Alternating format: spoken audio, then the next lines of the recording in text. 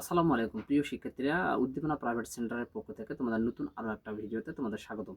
আজকে আমি কথা বলবো জীববিজ্ঞান 2026 সালের পরীক্ষার্থী যারা আছে তাদের শর্ট সাজেশনে কিছু কথা। ভিডিওটা খুব গুরুত্বপূর্ণ হতে যাচ্ছে, তাই ভিডিওটা না টেনে পুরো ভিডিওটা দেখো, অনেক বিষয় জানতে পারবে। তো চলো ভিডিওটা শুরু করি।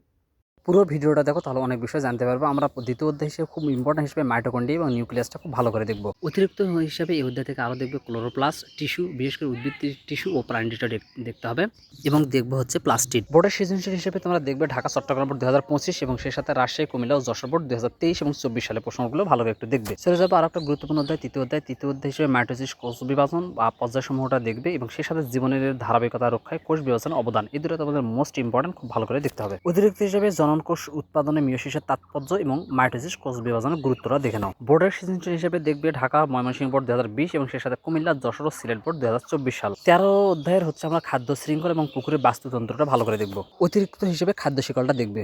বোর্ডের সৃজনশীল হিসেবে রাজশাহী কুমিল্লা সিলেট বোর্ড 2024, ঢাকা দিনাজপুর বোর্ড 2020 এবং দিনাজপুর বোর্ড 2019 সালের প্রশ্নটা একটু দেখবে। 11 অধ্যায় থেকে পুং গ্যামেটোফাইটের উৎপত্তি, ভ্রূণথলি বা স্ত্রী গ্যামেটোফাইটের উৎপত্তি। এই প্রশ্নটা হচ্ছে যাদের হচ্ছে 2025 সালে যদি পুং গ্যামেটোফাইট এসে থাকে, তাহলে তাদের স্ত্রী গ্যামেটোফাইটটা খুব ইম্পর্টেন্ট। আর যাদের 25 সালে স্ত্রী গ্যামেটোফাইট আসছে, তারা হচ্ছে পুং গ্যামেটোফাইটটা কিন্তু দেখলে খুব ভালো করে যদি দেখো, তাহলে কিন্তু এটা অ্যান্সার 100% ইনশাল্লাহ করতে পারবে। অতিরিক্ত হিসেবে দেখবে স্বপরাগায়ন ও পরপরাগায়ন এবং ফুলের বিভিন্ন অংশগুলো দেখতে হবে। বোর্ডের সৃজনশীল হিসেবে দেখবে ঢাকা কুমিল্লা ময়মনসিংহ বোর্ড 2025 এবং যশোর ও রাজশাহী বোর্ড 2024 সালের প্রশ্ন।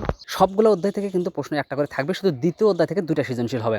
আর এখান থেকে যারা অতিরিক্ত পড়তে চাও, তারা চতুর্থ অধ্যায় বা 12 অধ্যায়টা কিন্তু পড়তে পারো।